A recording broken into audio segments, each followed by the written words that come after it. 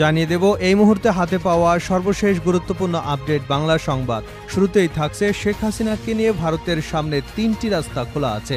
গত মাসেও যিনি বাংলাদেশের প্রধানমন্ত্রীর পদে ছিলেন সেই শেখ হাসিনা ভারতে পালিয়ে আশ্রয় নিয়েছেন এখন, যা দীর্ঘ ৩ সপ্তাহ পেরিয়ে গেছে।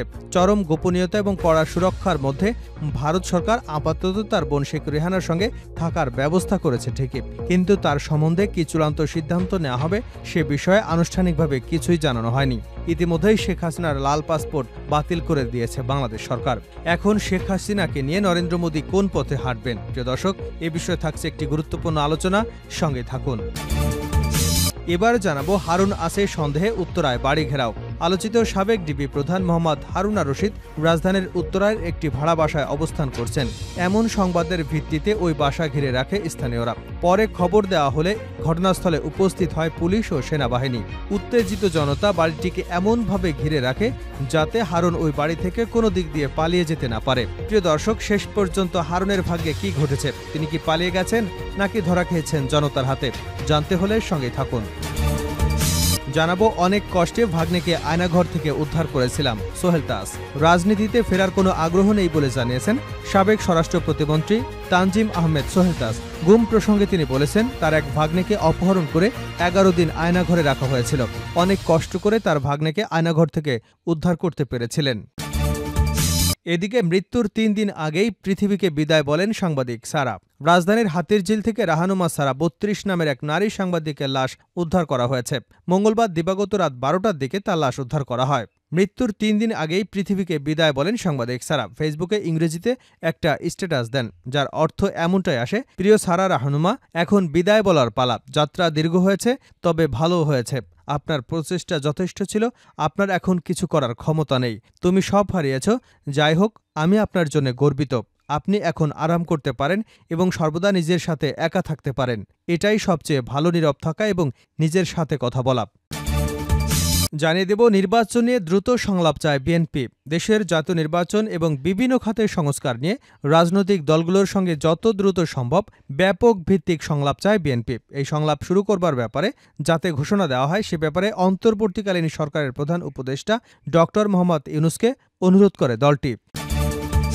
এবং সর্বশেষ জানাবো মালিবাগে পুলিশের গাড়িতে আগুন। রাজধানীর মালিবাগে পুলিশের একটি গাড়িতে আগুন লাগার ঘটনা ঘটেছে। এ ঘটনায় প্রাথমিকভাবে হতাহতের কোনো খবর পাওয়া যায়নি। বৃহস্পতিবার রাত 11:30টার দিকে গাড়িটিতে আগুন লাগার সংবাদ পায় ফায়ার সার্ভিস। এতক্ষণ শিরোনাম শুনছিলেন, এবার বিস্তারিত। প্রিয় দর্শক, আপনি যদি এই চ্যানেলে নতুন হয়ে থাকেন, ভিডিওটি দেখতে দেখতে চ্যানেলটি সাবস্ক্রাইব করে আমাদের সঙ্গে থাকুন। আর এই ভিডিও সম্পর্কে আপনি আপনার মূল্যবান মতামতটি কমেন্ট বক্সে জানিয়ে দিন। আর হ্যাঁ প্রিয় দর্শক, জানিয়ে দিন ভিডিওটি কোথা থেকে দেখছেন। শেখ হাসিনাকে নিয়ে ভারতের সামনে 3টি রাস্তা খোলা আছে। গত মাসেও যিনি বাংলাদেশের প্রধানমন্ত্রী পদে ছিলেন সেই শেখ হাসিনা ভারতে এসে অবস্থান করছেন 3 সপ্তাহের উপরে হয়ে গেল। চরম গোপনীয়তা এবং কড়া সুরক্ষার মধ্যে ভারতের সরকার আপাতত তার সঙ্গে তার ছোট বোন শেখ রেহানার থাকার ব্যবস্থা করেছেন ঠিকই, কিন্তু তার সম্বন্ধে কি চূড়ান্ত সিদ্ধান্ত নেওয়া হবে সে বিষয়ে আনুষ্ঠানিকভাবে কিছুই জানাননি তিনি। এরই মধ্যে গত সপ্তাহে বাংলাদেশ সরকার শেখ হাসিনার ডিপ্লোম্যাটিক এবং অফিসিয়াল পাসপোর্ট প্রত্যাহার করবার সিদ্ধান্ত নেয়। ভারতে এখন তার অবস্থানের বৈধ ভিত্তিটা কি, সেই প্রশ্ন উঠতে শুরু করেছে। এই পটভূমিতে দিল্লিতে ভারতের শীর্ষ পর্যায়ে সরকারি কর্মকর্তা এবং বিশ্লেষকদের সঙ্গে কথা বলে বিবিসি যেটা আভাস পেয়েছে তা হলো এই মুহূর্তে শেখ হাসিনাকে নিয়ে ভারতের সামনে কার্যত 3টি অপশন বা রাস্তা খোলা আছে। প্রথম রাস্তাটি হলো বাংলাদেশের সাবেক প্রধানমন্ত্রীর জন্য তৃতীয় কোনো দেশে আশ্রয়ের ব্যবস্থা করা, যেখানে তিনি নিরাপদে এবং সুরক্ষিত পরিবেশে থাকার নিশ্চয়তা পাবেন। দ্বিতীয় অপশনটি হলো শেখ হাসিনাকে রাজনৈতিক আশ্রয় দিয়ে ভারতেই এখনকার মতো রেখে দেওয়া। তৃতীয় পথটার হয়তো বাস্তবায়ন সম্ভব নয়, কিন্তু ভারতের কর্মকর্তা ও পর্যবেক্ষকদের একটা অংশ বিশ্বাস করে কিছুদিন পর উপযুক্ত পরিস্থিতি এলে বাংলাদেশে শেখ হাসিনার রাজনৈতিক প্রত্যাবর্তনের জন্য ভারত চেষ্টা করতে পারে, কারণ দল বা রাজনৈতিক শক্তি হিসেবে আওয়ামী লীগ এখনও ফুরিয়ে যায়নি এবং দলের সর্বোচ্চ নেত্রী হিসেবে তিনি দেশে ফিরে সংগঠনের হাল ধরতেই পারেন। এর মধ্যে ভারতের কাছে অপশন হিসেবে প্রথমটাই যে সেরা তা নিয়ে অবশ্য কূটনৈতিক এবং থিঙ্ক ট্যাঙ্ক মহলে কোনো সন্দেহ নেই, কারণ তিনি ভারতে রয়ে গেলে সেটা আগামী দিনে দিল্লি ঢাকা সম্পর্কের ক্ষেত্রে বিরূপ প্রভাব ফেলতে পারে বলে মনে করছেন তারা। এর পাশাপাশি ভারত বাংলাদেশের প্রত্যাবর্তন চুক্তির আওতায় শেখ হাসিনাকে হস্তান্তর করার জন্য ঢাকার কাছ থেকে যদি কোনো অনুরোধ আসে, সেটা যে কোনো না কোনো যুক্তিতে দিল্লি খারিজ করে দেবে তাও একরকম নিশ্চিত। কাজেই শেখ হাসিনাকে বিচারের জন্য বাংলাদেশের হাতে তুলে দেওয়াটাকে ভারতের জন্য কোনো বাস্তবসম্মত অপশন বলে পর্যবেক্ষকরা মনে করছে না। সুতরাং অন্যভাবে বলে শেখ হাসিনাকে নিয়ে স্বল্প বা দীর্ঘমেয়াদে ভারতের সামনে উপরে উল্লেখিত 3টি রাস্তাই খোলা আছে। ডিবি হারুন আছে সন্দেহে উত্তরার বাড়ি ঘেরাও অতপর। আলোচিত সাবেক ডিবি প্রধান মোহাম্মদ হারুনা রশিদ রাজধানীর উত্তরায় একটি বাসায় অবস্থান করছেন। এমন সংবাদের ভিত্তিতে ওই বাসা ঘিরে রাখে স্থানীয়রা।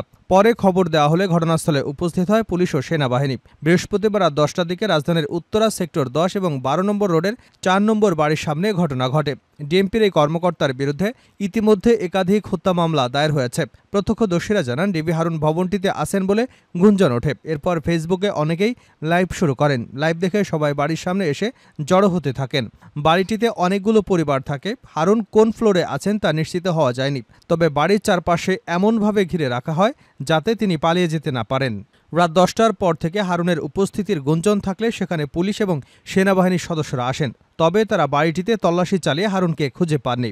এ বিষয়ে জানতে চাইলে রাত 12টায় উত্তরা পশ্চিম থানার এক কর্মকর্তা জানান, ভবনের ভেতরে কোনো আসামি পাওয়া যায়নি। পুলিশ ও সেনাবাহিনী ঘটনাস্থল থেকে চলে গেছে। এর আগে গত 6 আগস্ট হারুনা রশিদকে আটক করবার গুঞ্জন ওঠে, কিন্তু ওই দিনও তিনি নিজেই আটক হবার বিষয়টি সাংবাদিকদের নাকচ করে দেন। এরপর থেকে তার আর খোঁজ পাওয়া যায়নি। অবশেষে 16 আগস্ট রাজধানীর খিলক্ষেতে লেক সিটি কনকর্ড এলাকায় একটি অভিযান চালিয়েছিল সেনাবাহিনী। অভিযানে লেক সিটির বর্ণালী ভবন থেকে হারুনের গাড়ি সন্দেহে মালিকবিহীন পড়ে থাকা একটি সাদা মাইক্রোবাস জব্দ করা হয়। অনেক কষ্টে ভাগ্নেকে আয়নাঘর থেকে উদ্ধার করেছিলাম সোহেল তাজ। রাজনীতিতে ফেরার কোনো আগ্রহ নেই বলে জানিয়েছেন সাবেক স্বরাষ্ট্রমন্ত্রী তানজিম আহমেদ সোহেল তাজ। গুম প্রসঙ্গে তিনি বলেছেন, তার এক ভাগ্নেকে অপহরণ করে 11 দিন আয়নাঘরে রাখা হয়েছিল। অনেক কষ্ট করে তার ভাগ্নেকে আয়নাঘর থেকে উদ্ধার করে এনেছিলেন। বৃহস্পতিবার সচিবালয় স্বরাষ্ট্র উপদেষ্টার কাছে নিজের নিরাপত্তা বিষয়ে আলোচনা শেষে সাংবাদিকদের এক প্রশ্নের জবাবে এ কথা বলেন সোহেল তাজ। এর আগে বুধবার অন্তর্বর্তী সরকারের প্রধান উপদেষ্টা, স্বরাষ্ট্র উপদেষ্টা ও সেনাবাহিনীর প্রধানের দৃষ্টি আকর্ষণ করে ফেসবুকে একটি পোস্ট দেন তিনি।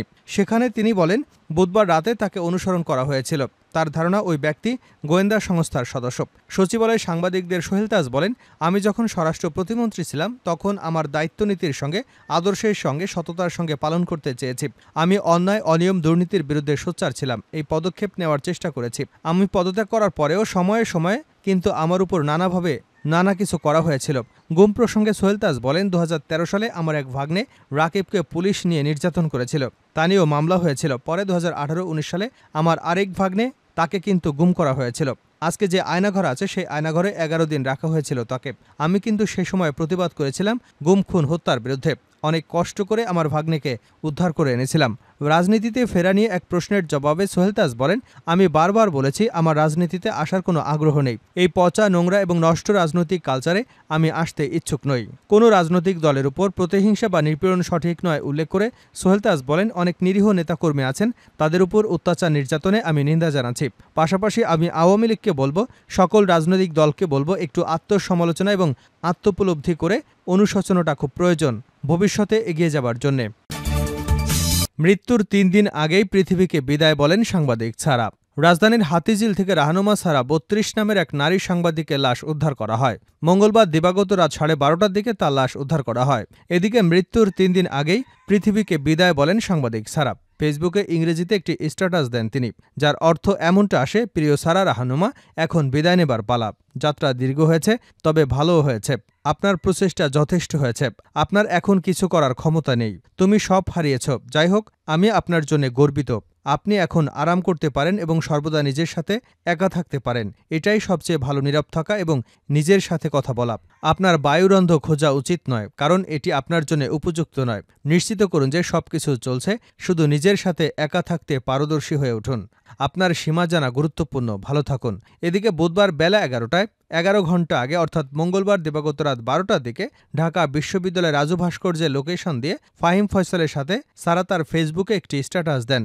সারা তার ওই স্ট্যাটাসটি ইংরেজিতে দেন, যার অর্থ এমনটা আসে, আপনার মতো একজন বন্ধু পেয়ে ভালো লাগলো। ঈশ্বর আপনাকে সর্বদা আশীর্বাদ করুন। আশা করি আপনি শিগগিরই আপনার সমস্ত স্বপ্ন পূরণ করবেন। আমি জানি আমরা একসাথে অনেক পরিকল্পনা করেছি। দুঃখিত আমাদের পরিকল্পনা পূরণ করতে পারিনি। ঈশ্বর আশীর্বাদ করুন। এছাড়া এই স্ট্যাটাসের আরও 1 ঘন্টা আগে আরও একটি স্ট্যাটাসে সারা লিখেন, জীবন মৃত্যু হয়ে থাকার চাইতে মরে যাওয়াই ভালো। সারা জিটিভি নিউজরুম এডিটর হিসেবে কাজ করতেন। তিনি কল্যাণপুরে থাকতেন বলে জানা গেছে। সারা নোয়াখালী সোনাইমুড়ি উপজেলার ইসলামবাগ কৃষ্ণপুর গ্রামের বখতিয়ার শিকদারের মেয়ে। জানা গেছে মঙ্গলবার দিবাগত রাত 12টার দিকে তাকে উদ্ধার করে অচেতন অবস্থায় ঢাকা মেডিকেল কলেজ হাসপাতালের জরুরি বিভাগে নিয়ে গেলে কর্তব্যরত চিকিৎসক মৃত ঘোষণা করেন। এ বিষয়ে সারার স্বামী সায়েদ শুভ্র বলেন, আমরা সম্পর্কের মাধ্যমে 7 বছর আগে বিয়ে করেছি, পরিবারকে না জানিয়ে। গতকাল সারা অফিসে গিয়ে রাতে আর বাসায় না ফিরে একজনকে দিয়ে রাত 10:30টার দিকে বাসা ভাড়া টাকা পাঠিয়ে দিয়েছিল। পরে আমি তাকে ফোন করে বলি, রাতে তো তুমি বাসায় আসতে, তাহলে অন্যকে দিয়ে কেন টাকা পাঠিয়েছ? তখন সে ব্যস্ততার সঙ্গে কথা বলে ফোন রেখে দেয়। তাদের মধ্যে কোনো ঝগড়া হয়নি দাবি করে তিনি বলেন, তবে বেশ কিছুদিন আগে থেকে আমার স্ত্রী বিচ্ছিন্ন হয়ে যেতে চাচ্ছে। আমরা দুজনই কাজে অফিসে গিয়ে ডিভোর্স দিয়ে আসব। দেশের এই পরিস্থিতিতে আর কাজে অফিসে যাওয়া হয়নি। এদিকে রাহানুমাকে হাসপাতালে নিয়ে আসা পথচারী সাগর বলেন, হাতিরঝিলে লেকের পানিতে ভাসমান অবস্থায় ওই নারীকে দেখতে পায়। পরে অচেতন অবস্থায় তাকে উদ্ধার করে ঢাকা মেডিকেল কলেজে নেওয়া হলে চিকিৎসক মৃত ঘোষণা করেন। ঢামেকের হাসপাতালের পুলিশ ক্যাম্পেইনের ইনচার্জ পরিদর্শক বাচ্চু মিয়া বলেন, আমরা লাশটি হাসপাতালের জরুরি বিভাগের মর্গে রেখেছি। ঘটনাটি হাতিরঝিল থানা পুলিশকে জানানো হয়েছে। মালিবাগে পুলিশের গাড়িতে আগুন। রাজধানীর মালিবাগে পুলিশের একটি গাড়িতে আগুন লাগার ঘটনা ঘটেছে। এ ঘটনায় প্রাথমিকভাবে হতাহতের কোনো খবর পাওয়া যায়নি। বৃহস্পতিবার রাত 11:30টার দিকে গাড়িটিতে আগুন লাগার সংবাদ পায় ফায়ার সার্ভিস।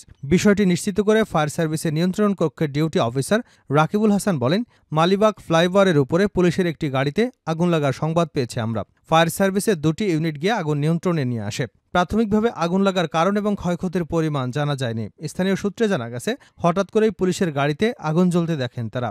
গাড়ির বানেট খোলা ছিল। ধারণা করা হচ্ছে যান্ত্রিক ত্রুটির কারণে পুলিশের গাড়িতে আগুন লেগেছে। আগুন লাগার ফলে গাড়ির ভেতরে এবং সামনের অংশ দাউ দাউ করে জ্বলছে।